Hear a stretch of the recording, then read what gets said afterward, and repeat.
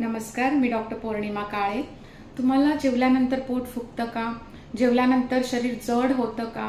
Acidity, गॅसेसचे problem, indigestion होतं का? तर नक्की ही पुढची ट्रिक ट्राय करा। तुम्हाला 2 पीस ऑफ पेपर घ्यायचे आहेत।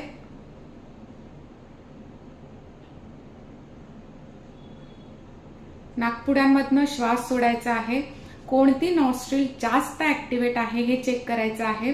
जेवण समोर आल्यावरती तुम्हाला हे चेक करायचं आहे। जर तुमची डावी नॉस्ट्रिल सुरू असेल तर तुम्ही जेवण करायचं नाहीये, थांबायचंय। जर उजवी नॉस्ट्रिल सुरू असेल तर नक्कीच जेवण करू शकता। उजवी नॉस्ट्रिल ही योगशास्त्रानुसार पिंगला नाडी म्हटलेला आहे।